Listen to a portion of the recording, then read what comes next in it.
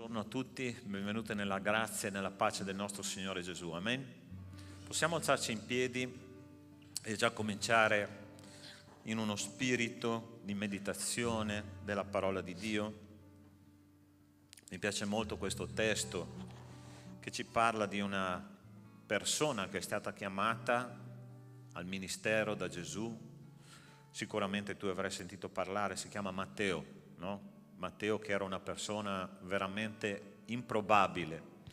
Matteo era un pubblicano, era considerato una persona traditrice del suo popolo, perché voi sapete che i pubblicani erano quelli che facevano il lavoro più antipatico dell'epoca, erano dei riscossori delle tasse, no?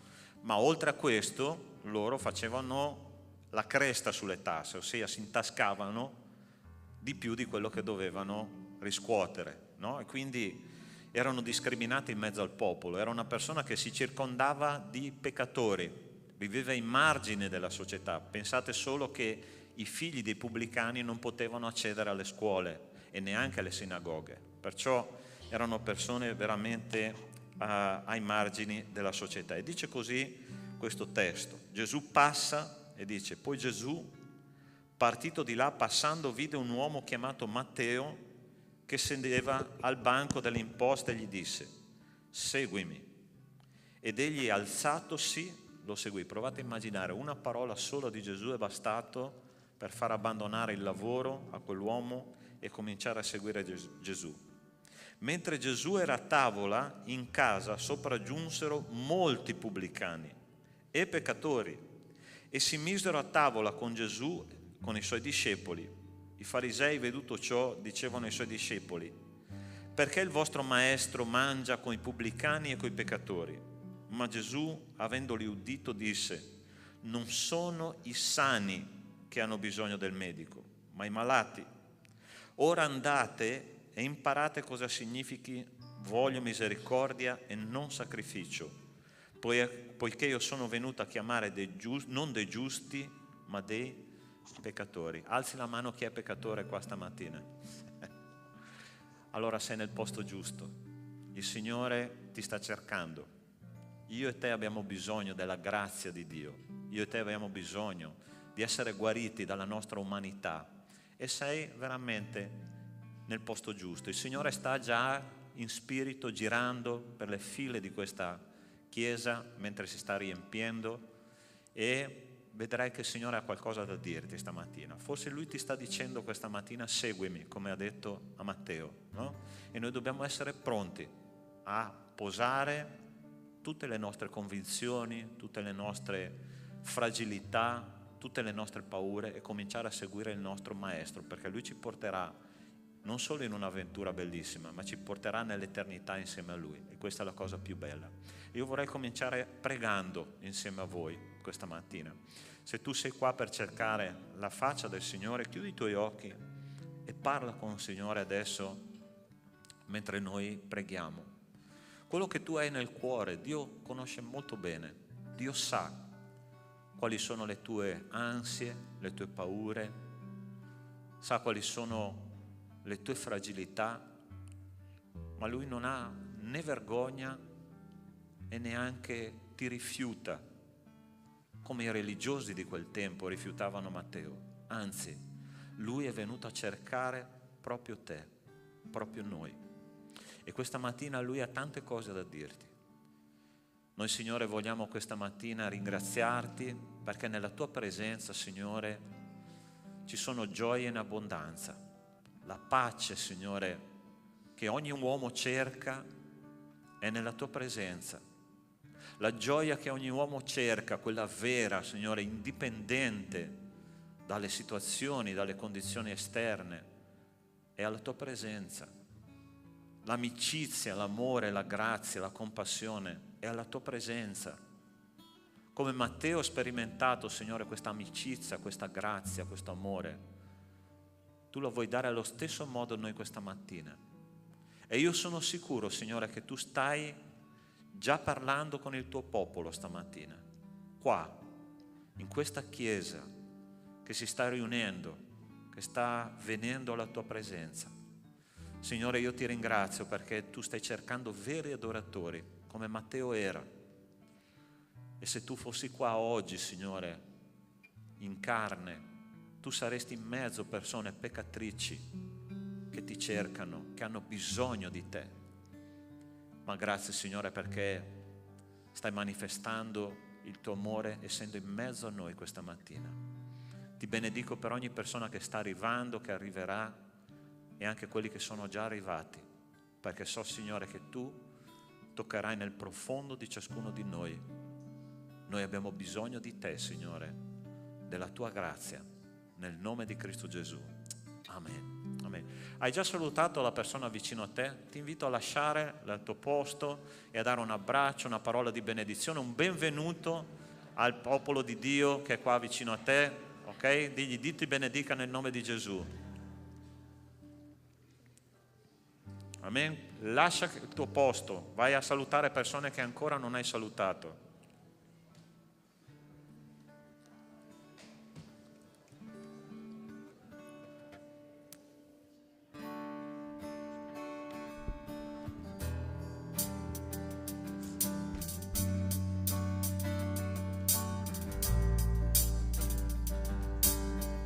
Amen. Cantiamo dell'amore del Signore come un fiume che trasborda, che non finisce mai. Cantiamo.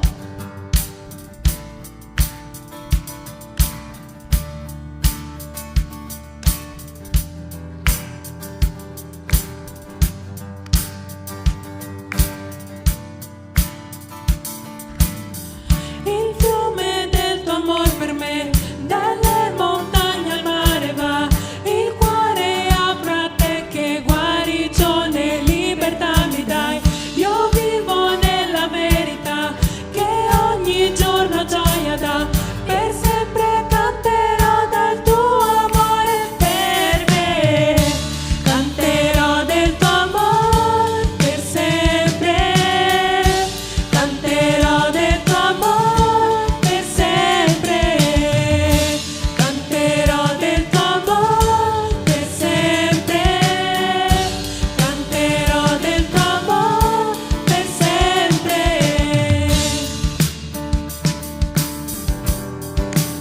Cantiamo di questo amore infinito. Lodiamo il nome del Signore.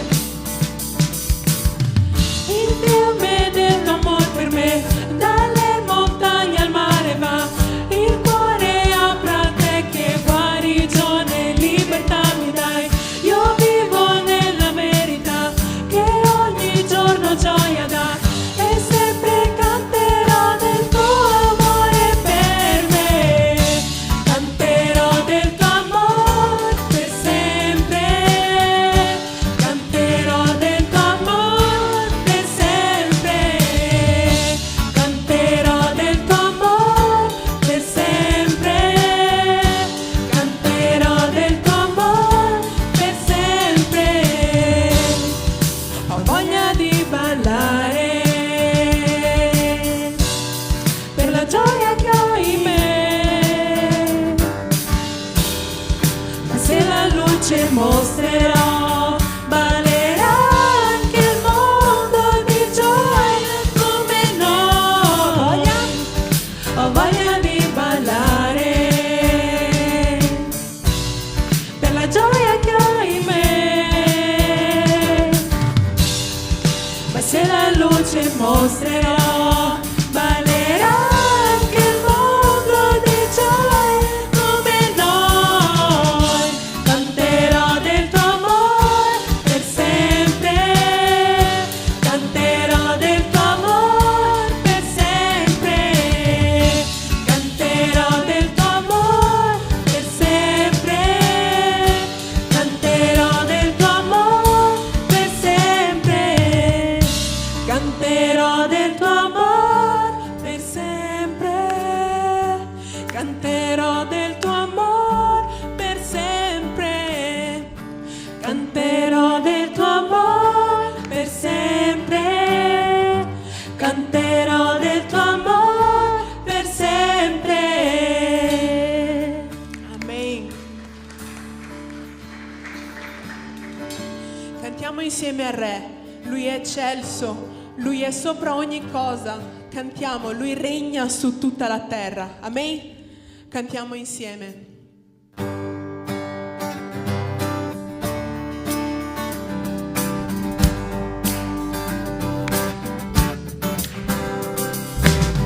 Cantiamo insieme al Re, ci incliniamo, adoriamo Gesù. Siamo forti soltanto in Lui, eccesso, maestoso Egli è. Insieme cantiamo, insieme cantiamo.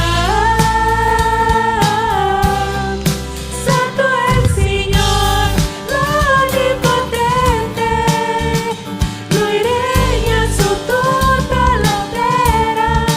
Santo è il Signore, l'Onnipotente, Lui regna su tutta la terra. Lui regna su tutta la terra. Cantiamo insieme al Re, ci incliniamo, adoriamo Gesù. Siamo forti soltanto in Lui, eccesso, maestoso Egli è. Insieme cantiamo, insieme cantiamo. Santo è il Signore, l'Onnipotente, Lui regna su tutta la terra. Santo è il Signore, l'Onnipotente, Lui regna su tutta la terra. Lui regna su tutta la terra.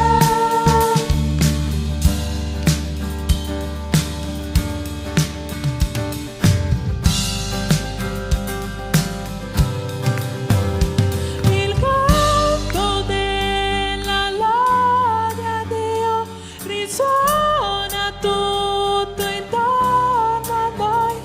Il canto della lode a Dio risuona tutto intorno a noi. Insieme cantiamo, insieme cantiamo.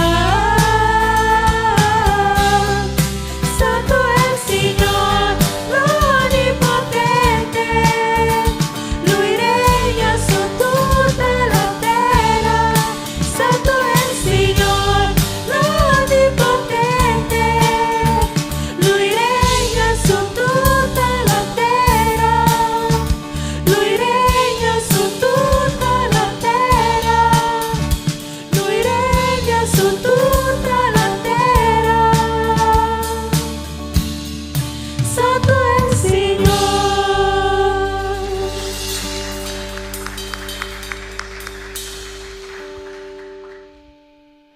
Padre, noi veniamo davanti a Te in questo momento, Padre, a portare tutti i nostri pesi, a portare tutte le nostre lodi, Padre, a Te, solo a Te, Padre, che solo Tu sei santo, Padre. Alleluia nel Tuo nome, Padre.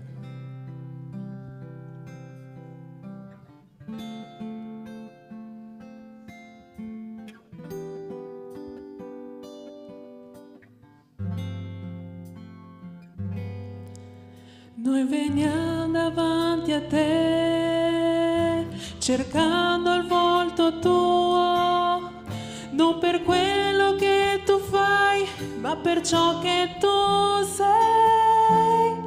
E allora mostrati,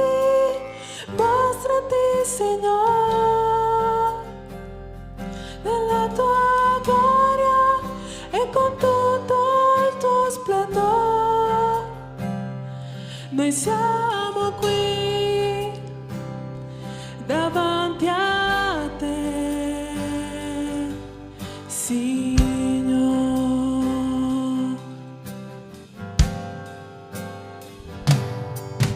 Noi veniamo davanti a Te, cercando il volto Tuo, non per quello che Tu fai, ma per ciò che Tu sei.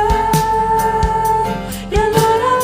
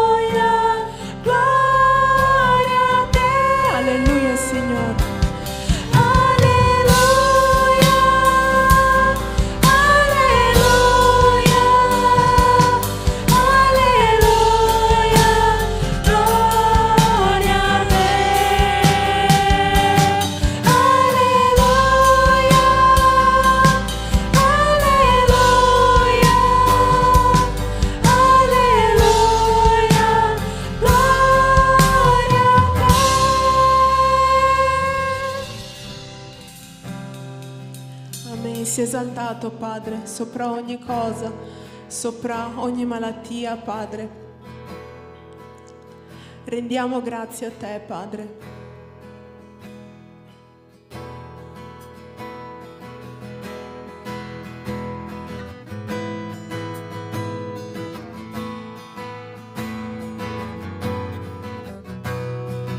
Egli è esaltato, il Re esaltato nel cielo, io lo lodo. Egli è esaltato, per sempre esaltato, io loderò il suo nome. Egli è il Signore, la sua verità regnerà. Terra e cielo gioiscono nel suo nome. Egli è esaltato, il Re esaltato nel cielo. Egli è esaltato, il Re esaltato nel cielo, io lodo. Egli è esaltato, per sempre esaltato, io loderò il suo nome. Egli è il Signore, la sua verità regnerà.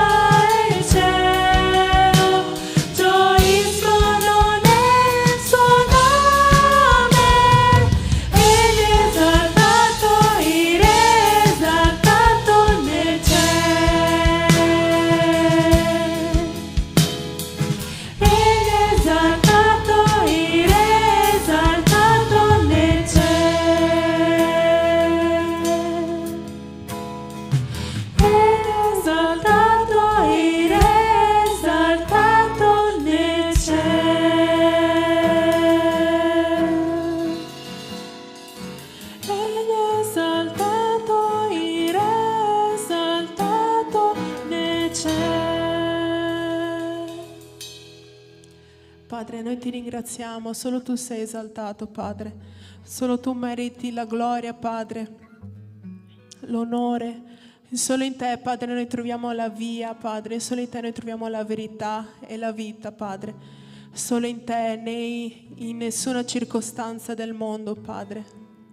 Quindi sopra ogni malattia, sopra ogni problema, Padre, tu sei Dio, tu sei Signore e noi ti esaltiamo, Padre. Nel nome santo di Gesù, amen. Potete sedervi.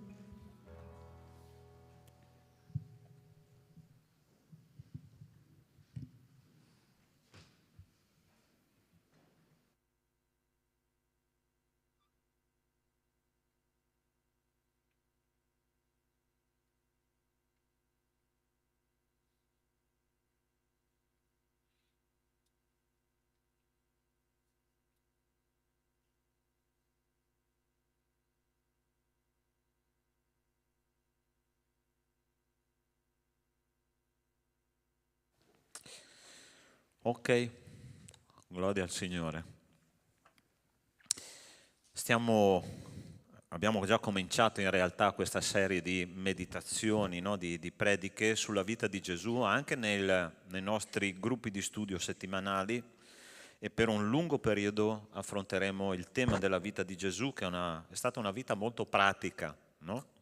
Noi a volte pensiamo che Gesù sia una cosa molto distante da noi, ma la realtà è che Gesù era una persona che si inseriva in mezzo alla gente, no? E dice così questo testo che mediteremo oggi. Dice: quando egli scese dal monte, una gran folla lo seguì, ed ecco un lebbroso avvicinatosi, gli si prostrò davanti dicendo: Signore, se vuoi tu puoi purificarmi. Gesù, tesa la mano, lo toccò dicendo: lo voglio, sii purificato. E in quell'istante egli fu purificato dalla lebbra.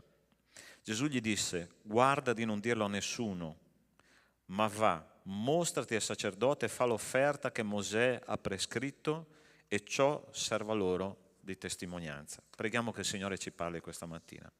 Signore nostro Dio, nostro Padre, io ti ringrazio e ti benedico, perché so, Signore, che quando la tua parola è seminata, qualcosa succede nel mondo spirituale. Perciò, Signore, tutti quelli che sono pronti, attenti, Signore, a cosa tu dirai, Signore, io ti chiedo che tu possa benedirli, tu possa, Signore, seminare quel seme che porti frutto e frutto per la vita eterna. Nel nome di Cristo Gesù, amen. Se tu vuoi, puoi guarirmi, ha detto questo malato di lebbra. Gesù aveva appena finito di predicare il più importante sermone della storia, che era il sermone sul monte, capitolo 5, 6 e 7 del Vangelo di Matteo. Ci dicono esattamente che cosa deve essere la vita cristiana nella sua essenza più proprio tecnica, no? Ma la cosa interessante è che quando Gesù scende da quel monte, ovviamente che non era soltanto una predica che lui doveva fare, ma doveva mettere in pratica quello che lui stesso aveva predicato. Allora scende e trova un grosso, serio problema.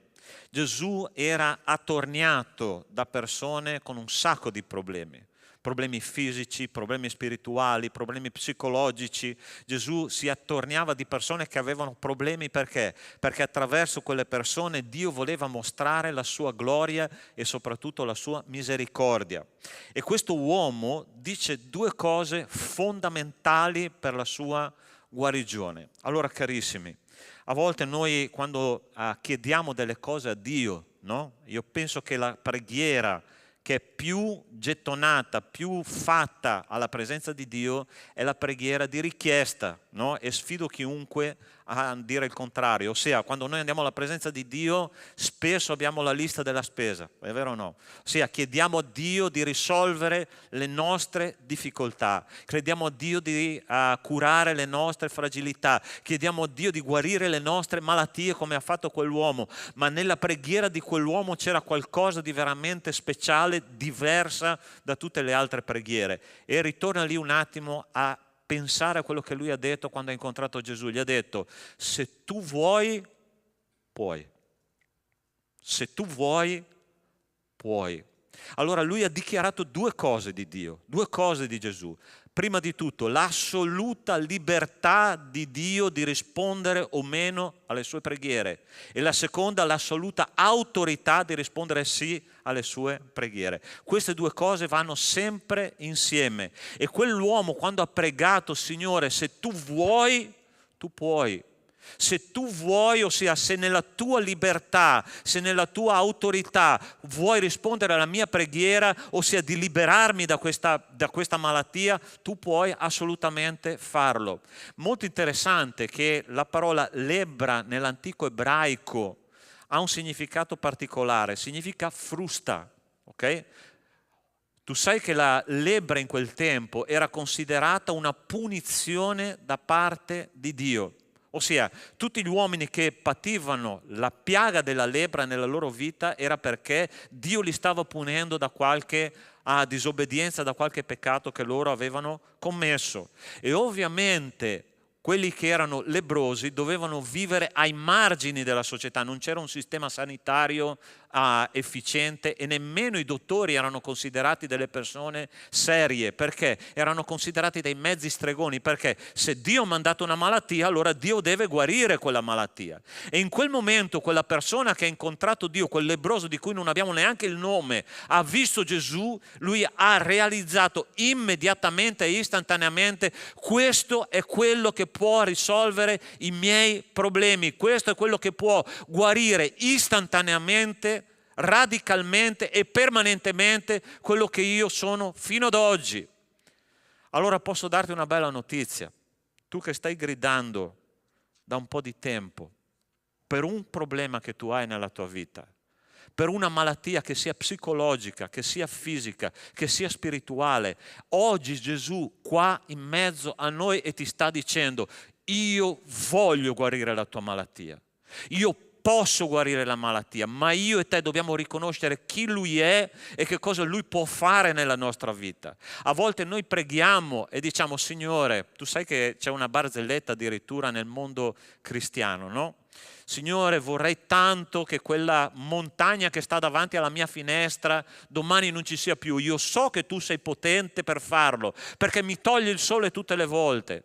E il giorno dopo quella persona che ha fatto questa preghiera apre la finestra e dice: ecco, lo sapevo, non è successo quello che io ti ho chiesto. Allora a volte noi siamo proprio così, cari miei. Noi sappiamo chi Dio è, noi sappiamo che cosa Lui può fare, ma assolutamente non crediamo che Lui può farlo nella nostra vita. Io posso dirti una cosa: Cristo ha cura del suo gregge, Cristo ha cura delle sue pecore. Sei una pecora di Dio tu? Sì o no? E specialmente delle pecore perdute, di coloro che hanno bisogno. Noi abbiamo bisogno di un Dio che ci tolga la causa prima delle nostre malattie, che si chiama peccato. Questo uomo aveva realizzato che era un peccatore senza speranza e lui si è avvicinato a Cristo, si è gettato a terra. Prova a immaginare la scena, no? La parola di Dio dice che c'era una folla immensa intorno a Gesù, stavano tutti scendendo dal monte. Gesù aveva fatto appena adesso un sermone che aveva coinvolto migliaia di persone, ma quella persona non ha avuto paura di gettarsi ai piedi di Gesù, di prendere la sua vergogna, di metterla in un sacchetto, di buttarla in fondo al mare, e ha detto: Gesù è l'unico in grado di risolvere la mia situazione. E lui si è gettato ai piedi di Gesù perché quel lebbroso non poteva stare in mezzo alla gente, ma quando ha visto Gesù ha detto: Lui è la mia soluzione, Lui è la via d'uscita, Lui è la vita, Lui è la verità e io andrò da Lui. E io sono qua per dirti stamattina che se tu stai gridando dentro di te come quel lebbroso e stai dicendo: Signore, ho gridato a te fino adesso, ma adesso è il momento di andare, di coprire la distanza tra te e Cristo, perché Cristo è venuto verso di noi, si è incarnato, si è fatto uomo, è venuto qua sulla terra e sta girando per le file di questa chiesa e Lui ti sta dicendo: adesso tocca a te fare 2 passi e riconoscere chi io sono e cosa posso fare nella tua vita. Ma il popolo di Dio purtroppo tante volte non riesce a credere che Dio può fare veramente ancora oggi dei miracoli dal punto di vista fisico, dei miracoli dal punto di vista psicologico, dei miracoli dal punto di vista spirituale. Cristo può farlo perché Cristo è il Signore della vita. E noi dobbiamo fare come quest'uomo: per favore, Signore, guariscimi, perché se tu vuoi, tu puoi. Tu credi in questo? Cristo può farlo e Cristo vuole farlo. La cosa triste è che tante volte il popolo di Dio cerca un miracolo e quando arriva quel miracolo purtroppo noi induriamo il nostro cuore e neanche vediamo quel miracolo succedere. Gesù aveva appena fatto un miracolo, quello della moltiplicazione dei pani e dei pesci. Mi piace tantissimo questa cosa che Gesù ha fatto, no? Perché l'ha fatto attraverso il dono di un adolescente. Allora, sta attento. Tu sai che il miracolo più grande non è stato il fatto che Gesù abbia moltiplicato. Adesso è una battuta, ok? Prima che è una battuta. Tu sai che il miracolo più grande non è che Gesù ha fatto la moltiplicazione dei pani e dei pesci, ma quell'adolescente aveva ancora la merenda nel sacchetto alle 4 del pomeriggio. Okay? Perché tu sai che gli adolescenti hanno un problema: hanno sempre fame e non hanno mai soldi. È vero o no? Ok. E attenzione, quell'adolescente ha visto una necessità, è andato ai piedi di Gesù e ha detto: io non so, Signore, cosa tu puoi fare con questo poco che io ho, ma io so che tu farai qualcosa.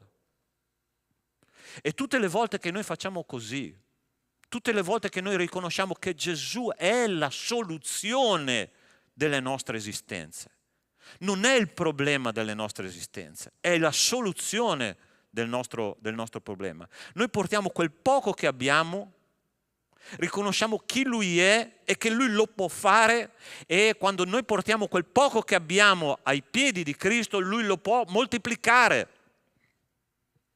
Lui può guarire una persona oggi.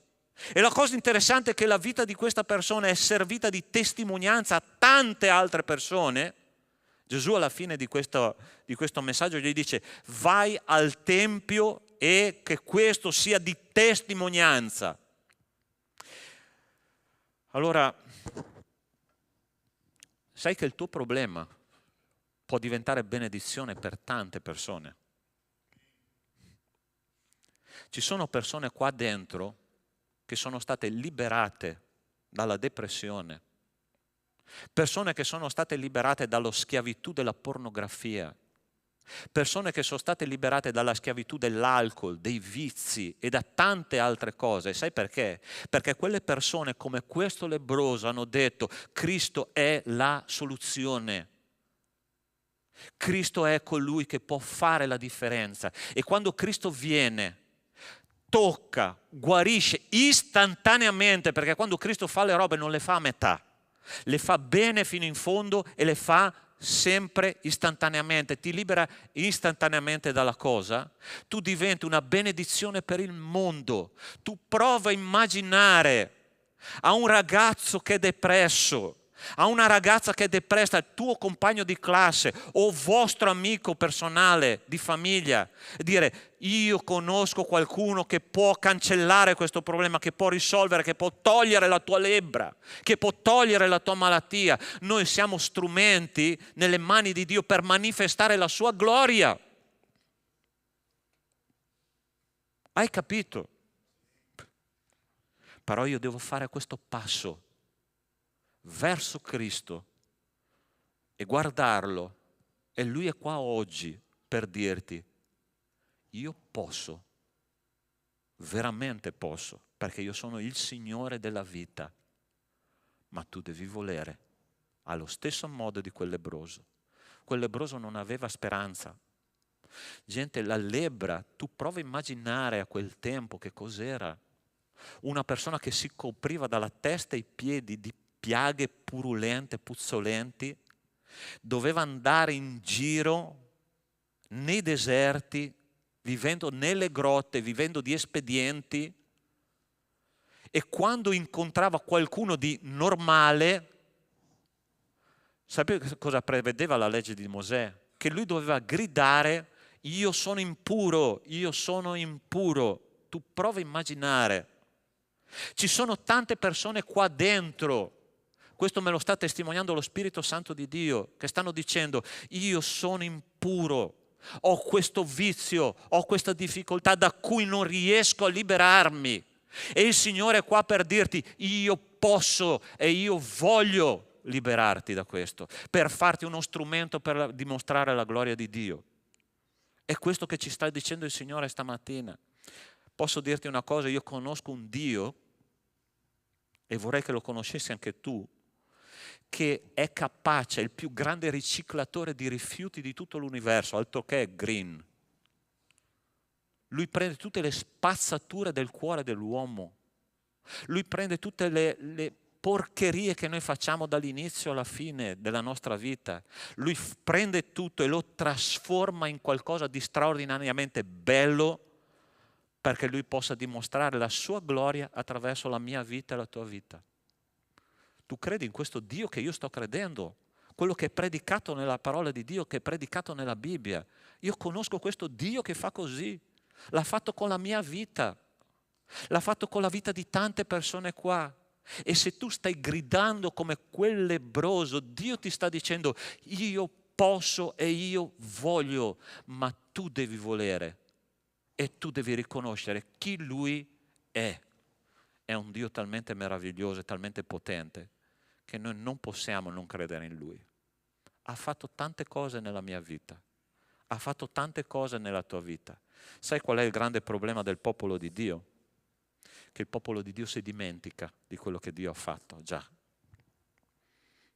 Il popolo di Dio si è dimenticato, quando stava uscendo dai confini dell'Egitto, che Dio ha mandato 10 piaghe sull'Egitto e poi ha aperto il Mar Rosso perché il popolo potesse passare. Ma quando è passato di là e c'erano le acque amare che non riuscivano a bere nel deserto, già loro si erano dimenticati di quello che Dio aveva fatto e hanno cominciato a lamentarsi.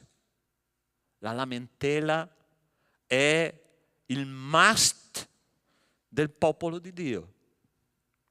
È vero o no? Quando noi arriviamo di fronte a un problema: Signore, perché? No? Le domande più sbagliate del mondo le facciamo noi. Signore, perché mi succede questo? Signore, quando finirà questo problema? La prima è il perché, dopo è quando. Terza domanda: come posso uscire da questo problema? Perché l'unica cosa che noi dovremmo chiederci è: a quale fine io sto vivendo questa difficoltà nella mia vita? E quell'uomo aveva capito la domanda giusta. Signore, io sono lebbroso, è indubbio che è così. Io ho un problema, è indubbio che è così. Ma il fine di quello che mi sta succedendo qua oggi è che io sarò guarito da te e tu mi userai per manifestare la tua gloria. Tu vuoi questo? Secondo punto che noi considereremo. Questo è solo il primo punto. Gesù, e questo è un gesto bellissimo, Gesù tesa la mano, lo toccò. Tu toccheresti la cosa più immonda di questa terra, come Gesù ha fatto? Allora, tu prova a pensare. Prima di tutto, questo uomo non poteva stare in mezzo alla gente, ok? Doveva vivere fuori dai villaggi, nelle grotte, in mezzo al deserto, da solo, vivendo di espedienti. Seconda cosa, Gesù era considerato un rabbi, ossia un maestro della parola di Dio. Okay? E un maestro che si contaminava toccando qualcosa di impuro era una cosa che non poteva esistere nella testa di un ebreo. Un ebreo non poteva toccare un corpo morto, un ebreo non poteva toccare un'impurità, un ebreo non poteva avvicinarsi a un malato, non poteva. E Gesù in quel momento lì ha dimostrato una cosa incredibile. Non solo lui si era avvicinato a un malato, ma lui stende la mano e lo tocca. È incredibile che non è stato il lebbroso a contaminare Gesù, ma Gesù ha purificato il lebbroso attraverso il suo tocco.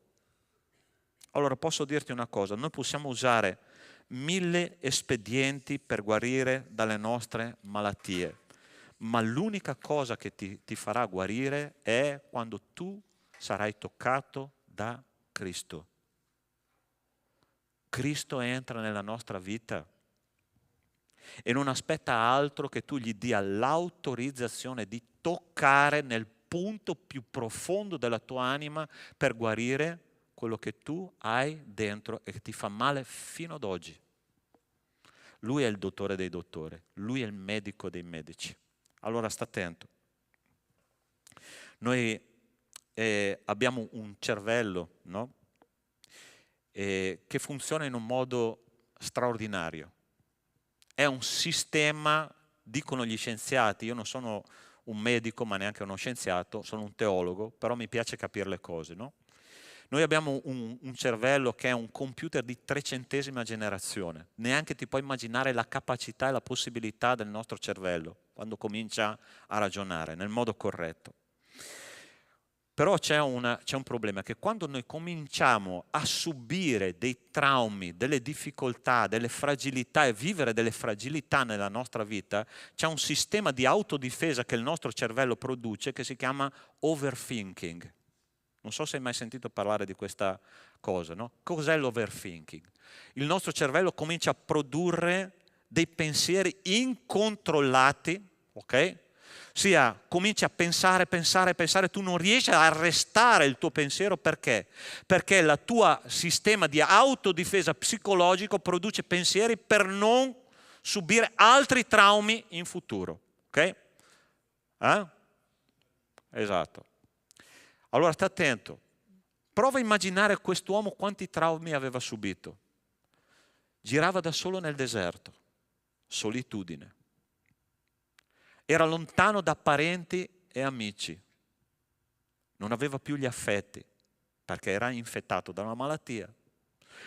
Era insicuro tutti i giorni perché diceva cosa mangio, cosa bevo, dove vado, dove dormo. Non c'erano più sicurezze nella sua vita. Okay? Perciò il suo cervello, come il mio e come il tuo, per difendere la propria vita, difendere la propria psiche, era in overthinking, ossia produceva pensieri costantemente inarrestabili nella sua mente per fare che cosa? Per cercare di sopravvivere. Questo fenomeno di overthinking è una cosa talmente comune che sembra che il 70-80% della popolazione mondiale soffra di questo, pensieri incontrollati, non più logici, ma una valanga di pensieri che non riescono più a essere arrestati. Quest'uomo, quando ha conosciuto Gesù, tutti questi pensieri, sai che cosa hanno fatto? Sono crollati, sono caduti a terra, perché lui ha incontrato il Re dei Re, il Signore dei Signori, e ha detto finalmente sono nelle braccia giuste. Se la tua testa sta macinando il modo di proteggersi dai problemi della vita, l'unica cosa che tu hai possibilità di fare è buttarti nelle braccia di Cristo e dire Signore, fai crollare queste mie barriere, perché questi pensieri troppo spesso impediscono di andare a Cristo. Noi consideriamo tutto quello che varia nella nostra vita come un problema piuttosto che la soluzione. Ci sono tante persone, sai, che non abbracciano Cristo, sai perché? Se Cristo entra nella mia vita, che cosa mi rimane? Perché se Lui è il Signore e io devo dargli tutto, che cosa mi rimane? Posso dirti che cosa ti rimane? Ti rimane Lui, la sua presenza in ogni istante della vita, la sua potenza in ogni istante della vita, il suo amore in ogni istante della vita, la sua misericordia in ogni istante della vita, la sua passione per te in ogni istante della vita. Sai, quando noi facciamo calare le nostre difese psicologiche e emozionali e spirituali, quando noi conosciamo chi veramente Cristo è. Se nella tua scuola tu sei in una cerchio di difesa attorno agli altri. Cristo è lì e ti sta dicendo: abbassa le difese perché io voglio far parte della tua vita. Se tu sei nel tuo posto di lavoro, hai quel cerchio di difesa attorno a te alzato, Cristo ti sta dicendo: io sono qua perché tu possa abbassare le tue difese e io posso entrare nella tua vita e posso fare la differenza nella tua vita. Smettila di pensare di difendere il tuo ego, perché Cristo l'ha già fatto. Sulla croce Lui ha detto così, e le nostre malattie che Lui portava. Quando Gesù ha toccato quell'uomo, la malattia si è trasferita su Cristo. E quando tu sei toccato da Cristo, la malattia si trasferisce sulla croce di Cristo e tu puoi essere guarito profondamente, radicalmente e per sempre. Ma sta a noi fare questo viaggio verso Cristo. Sta a noi dire al Signore: Signore, tu puoi e tu lo farai. Cristo non è obbligato a risponderci, ma quando Lui ascolta una preghiera di questo genere, gente, è come dire a un papà: papà, tu sei il mio supereroe. Cioè, io quando mi dicevano questo i miei figli da piccolo, tu stai dicendo: Gesù, tu sei il mio supereroe. Se tu vuoi, puoi farlo. Tu vuoi questo? Abbassa le difese. Smettila di pensare a come la tua vita sarà domani, perché la tua vita sarà nelle mani di Cristo. E Lui conosce il tuo futuro. Lui sa di cosa tu hai bisogno. Fratelli, non facciamo come il popolo di Israele. Nel deserto loro hanno litigato con Dio ogni istante e Dio tutti i giorni mandava loro la manna dal cielo per mangiare e Dio provvedeva per le loro vite. Non perderai niente se Cristo entra nella tua vita. Guadagnerai tutto se Cristo entra nella tua vita. Ma tu devi essere cosciente che tu sei un lebbroso che ha bisogno di guarigione. E la lebbra peggiore che esiste nel cuore dell'uomo si chiama peccato. Il peccato è il fallimento dell'essere umano. Oggi, nella epoca moderna, 2024, stiamo già parlando di intelligenza artificiale. È una realtà l'intelligenza artificiale. E l'umanità non è mai stata così malata come oggi. È vero o no? Il mondo sta peggiorando giorno dopo giorno. Le persone impazziscono. Parlavamo ieri con mia moglie in macchina mentre viaggiavamo. Ogni giorno c'è un marito che uccide una moglie che uccide i figli. Ma gente, ma dove stiamo andando? E sai perché? Perché questa gente non si rende conto che noi siamo lebbrosi, che abbiamo bisogno della grazia di Dio, che Cristo ci tocchi e ci guarisca istantaneamente. E a volte noi siamo lì a 1 centimetro dall'essere guariti, ma i nostri pensieri ci impediscono di andare a Cristo, di buttarsi ai suoi piedi, di dire: Signore, ho bisogno e tu puoi farlo. Seconda cosa che volevo dirti era questa. E l'ultima cosa che volevo dirti: Signore, io sono guarito e adesso tu vai al Tempio, presentati dai sacerdoti e fai il sacrificio in modo che serva loro di testimonianza. Allora sta attento, ci sono 2 condizioni, questo lo ripeto perché è importante, affinché Dio possa fare un miracolo. Tu vuoi un miracolo nella tua vita? 2 condizioni. La prima, deve esserci la misericordia di Dio e questa non manca mai, perché Dio è misericordioso. Ma seconda cosa, si deve manifestare la gloria di Dio attraverso la nostra vita. Ti ricordi quando Gesù è andato a risuscitare Lazzaro? Chi è che si ricorda questo episodio del Vangelo? Okay? Tutti ci ricordiamo più o meno. Interessante che lui va in un momento totalmente sbagliato, no? Sbagliato tra virgolette, chiaramente. Il maestro viene avvisato che il suo amico migliore sta morendo. E lui ha detto: aspettiamo ancora 3 giorni. Ma come, Signore, scusa? Ma il tuo amico sta male, tu hai la possibilità di salvarlo, tu hai la possibilità di fare veramente il miracolo. Perché aspetti 3 giorni? E arriva al 4º giorno, non al terzo, al 4º. Allora sta attento, c'era una credenza ebraica che l'anima, dopo la morte di una persona, rimaneva all'interno del corpo della persona per 3 giorni. Al 4º giorno usciva e non c'era più possibilità, okay, di fare niente. Ma Gesù, caso strano, arriva al 4º giorno, guarda caso, no? Ossia, quando tutti gli uomini consideravano che fosse completamente finito. Signore, se tu fossi la sorella, no? Vi ricordate Marta e Maria? Tutte e due hanno detto la stessa cosa. Signore, se tu fossi stato qua, sarebbe stato diverso. Che delusione, Signore, sei arrivato tardi.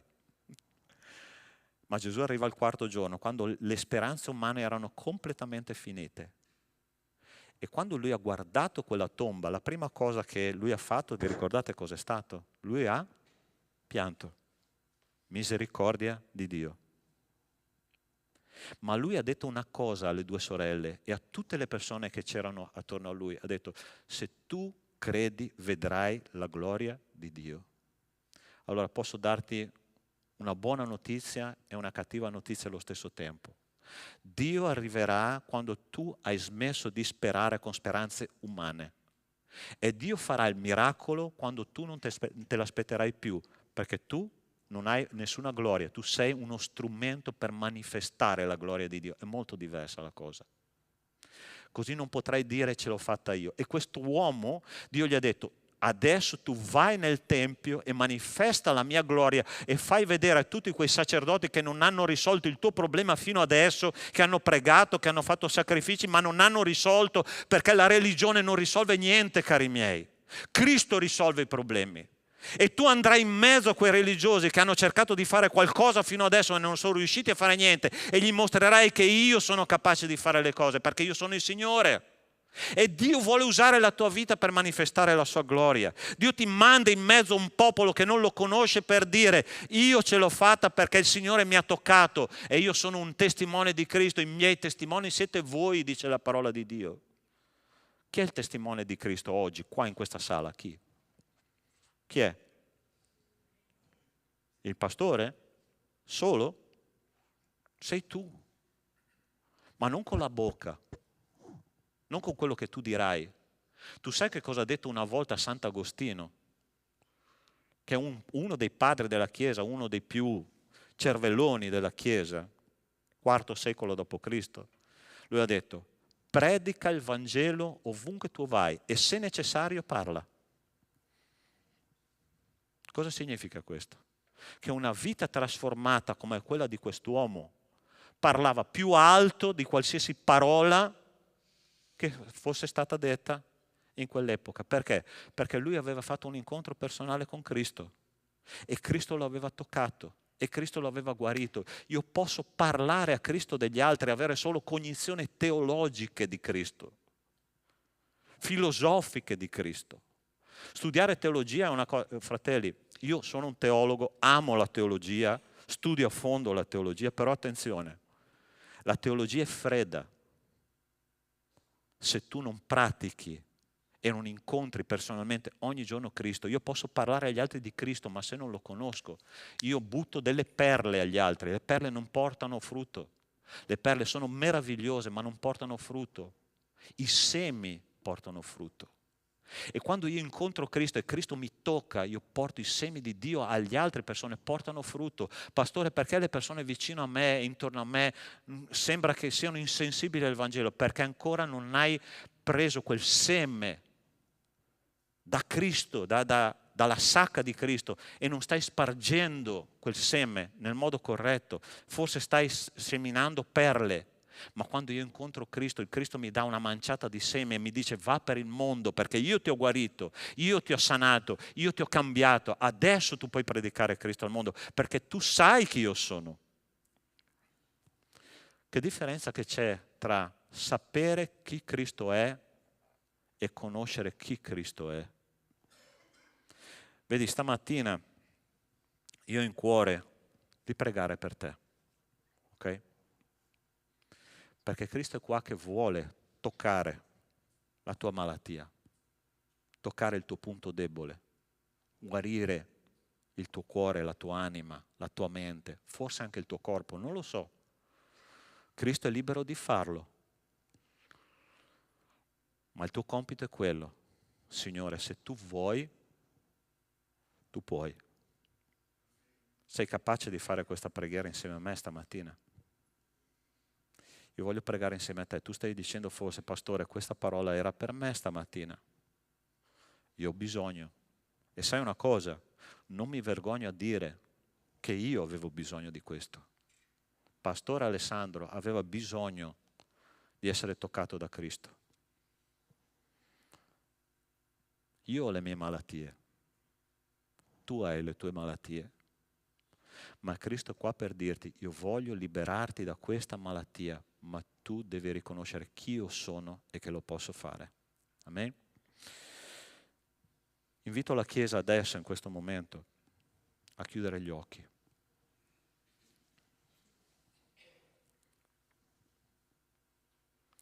E mentre noi stiamo cercando con occhi chiusi la faccia del Signore,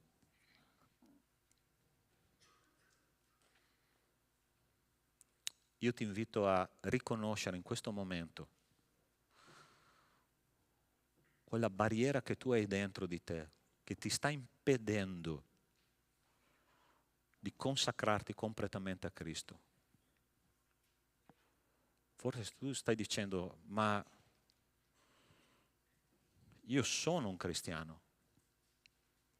E sai, tanti cristiani sono cristiani nominali. Credono che Gesù esiste, credono che Gesù è morto per noi, ma Gesù non è ancora entrato a far parte della tua vita. Se questo tu stai facendo come considerazione generale e stai capendo che hai bisogno di un passo in più, di andare ai piedi di Cristo e di sentire che la tua malattia venga completamente tolta dal tuo cuore, come io ho fatto questa settimana mentre preparavo questo sermone, ho detto, Signore, ho bisogno che tu mi tocchi. Io vorrei che tu potessi, senza badare a quello che fanno intorno a te, ok? Perché tutti sono con gli occhi chiusi, nessuno ti vedrà in questo momento. Ma se tu dici, Signore, ho bisogno di questo che è stato detto stamattina, io ti invito ad alzarti dove tu sei, lì dove tu sei, e io voglio pregare insieme a te. Dio ti benedica, Dio ti benedica. Amen. Dio ti benedica. Dio ti benedica. Amen. Dio ti benedica. Dio ti benedica. Amen. E adesso ti chiedo di fare un passo di fede. Ok? Io vorrei che tu potessi venire qua davanti insieme a me e noi pregheremo insieme. Ok? Lascia il tuo posto. Se tu stai dicendo, Signore, io mi vergogno, fatti accompagnare da qualcuno, prendi per mano qualcuno. Ma il Signore è qua per guarirti. Ok? Per guarirci. Abbiamo bisogno di Lui. Lui è una realtà. Cristo non è una teoria. Cristo è vivo in mezzo a noi. E se Lui vive, noi viviamo. E se Lui guarisce, noi saremo guariti. E se Lui ci dà pace, noi avremo questa pace che non ci toglierà nessuno. Interessante che Cristo non ha mai negato che noi avremo problemi su questa terra. Mai. Lui ha sempre detto, nel mondo avrete tribolazione. Ma abbiate coraggio perché io ho vinto il mondo. E da oggi in poi il mondo sarà vinto da noi, se noi permettiamo a Cristo di toccarci. Ok? Possiamo pregare insieme? Signore nostro Dio, è qui nella tua presenza, Signore, che noi siamo, nella dolcezza e nell'amore e nella grazia del tuo Spirito. Siamo stati toccati, Signore, dalla tua parola. E in questo momento, Signore, io ti prego di toccarci altrettanto, come hai fatto con quel discepolo, togli, Signore, la nostra lebbra spirituale. Togli il nostro dolore, Signore. Togli la nostra fragilità. Prendila sulla croce come hai fatto con tutti noi. E Signore, che quando saremo usciti da questa sala di culto, noi sperimenteremo una grande pace, Signore. E vogliamo essere usati per la tua gloria. In mezzo a un popolo che non ti conosce, usa persone semplici, improbabili, peccatrici, limitate come siamo noi, affinché il tuo Vangelo sia predicato con autorità, perché potremo dire: io ho conosciuto Cristo di persona, so chi Lui è. Signore, io ti ringrazio per la vita di questi cari fratelli e di care sorelle, persone che stanno, Signore, dicendo: ho bisogno di te. Grazie, Signore, e che veramente le loro vite preziose siano usate per la tua gloria, per dire: io conosco Dio, un Dio che vive, e io vivo insieme a Lui. Nel nome di Cristo Gesù. Amen. Amen. Puoi dare un abbraccio alla persona vicino a te?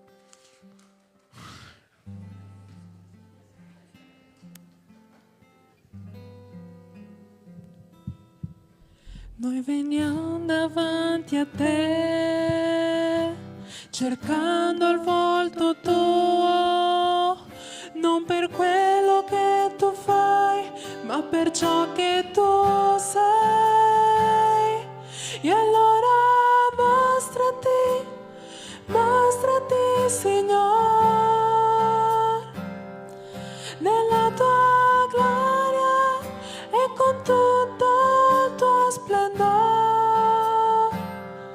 Noi siamo qui davanti a te, Signor. Cantiamo alleluia, alziamoci in piedi.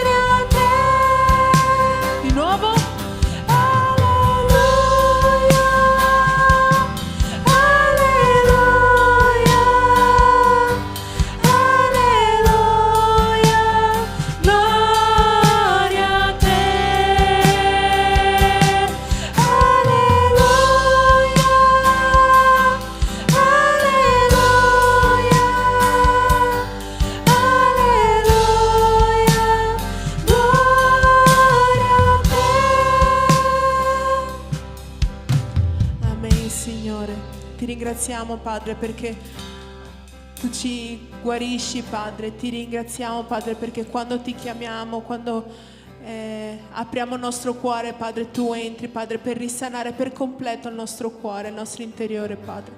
E noi ti ringraziamo per questo, ti ringraziamo, Padre, perché nel tuo nome vengono spezzate catene, Padre, perché nel tuo nome vengono risanati i cuori, Padre, nel tuo nome persone hanno nuova vita, Padre, per lodarti, Padre, per manifestare la tua gloria, Padre. Ti lodiamo per questo in questo momento, nel nome santo di Gesù. Amen.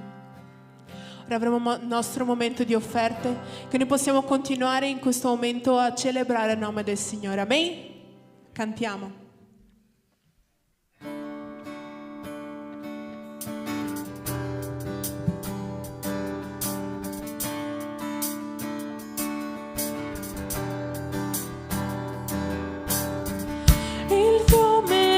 Amor per me, dalle montagne al mare va, il cuore apro a te, che guarigione e libertà mi dai.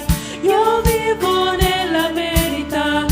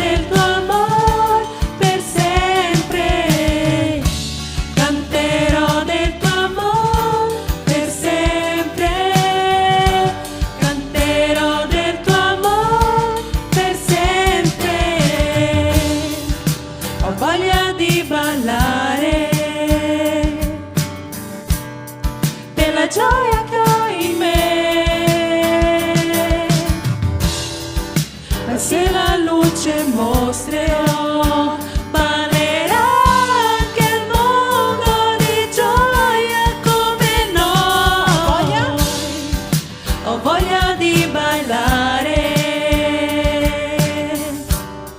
per la gioia che ho in me. Ma se la luce mostrerò, ballerà anche il mondo di gioia come noi. Canterò del tuo amor per sempre, canterò del tuo amor per sempre, canterò del tuo amor per sempre, canterò del tuo amor per sempre, canterò del tuo amor per sempre. Canta Chiesa. Canterò del tuo amor per sempre, canterò del tuo amor per sempre. Canteremo. Canterò del tuo amor per sempre, canterò del tuo amor per sempre, canterò del tuo amor per sempre, canterò del tuo amor per sempre, canterò del tuo amor per sempre. Amen. Ti ringraziamo, Signore, solo la lode e l'onore va a te, Padre. Ti ringraziamo per tutto quello che tu hai fatto, Padre. Nel nome santo di Gesù, amen. Potete sedervi.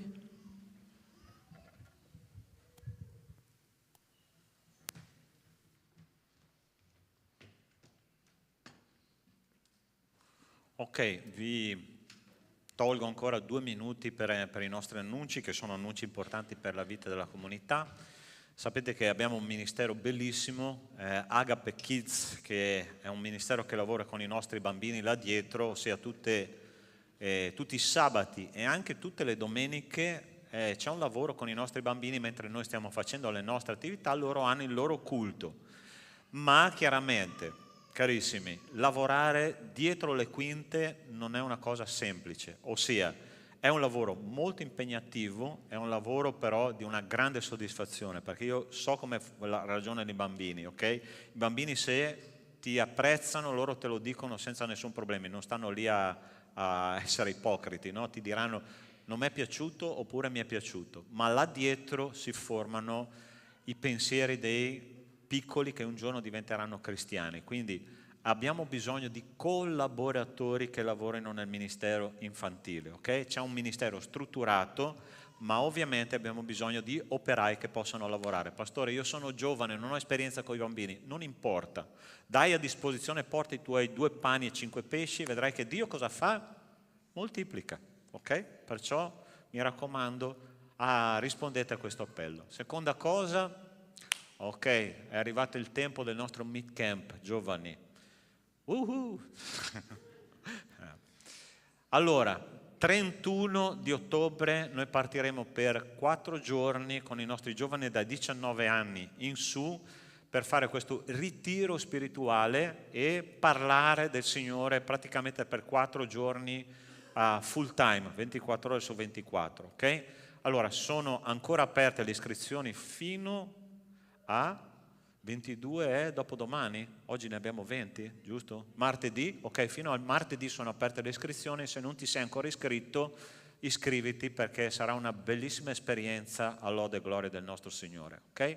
Quindi puoi parlare con me, puoi parlare con i responsabili dei gruppi giovani, ma se vuoi parlare con me io ti posso inviare tutti i dati per poter fare l'iscrizione, ok? Ok, Ministero Sociale, c'è una raccolta di beni di prima necessità, se tu puoi portare qualcosa per le famiglie in difficoltà, noi stiamo seguendo anche delle famiglie qua nel comune di Villorba, non soltanto della nostra chiesa, rivolgiti ai diaconi, là dietro c'è Jonas, c'è Clelia, per favore se potete alzarvi, solo un attimo che possano riconoscervi, ok? Loro organizzeranno tutto il cibo che porterete, cibo e beni di prima necessità per la famiglia, ok? Altre cose? Finito? Ok, ottimo. Grazie per l'attenzione, ci alziamo in piedi, facciamo una preghiera per chiudere il culto. Signore nostro Dio, nostro Padre, ti ringraziamo di essere stato qua in mezzo a noi questa mattina e grazie Padre per quello che tu hai seminato. Adesso aiutaci a farlo fruttare per la tua gloria. Signore, io adesso ti chiedo, Padre, che l'amore di Dio nostro Padre, la grazia salvatrice di Cristo e le consolazioni dello Spirito di Dio con noi siano e con tutto il popolo di Dio su tutta la terra, da oggi e per sempre. Amen. Buona settimana, Dio vi benedica.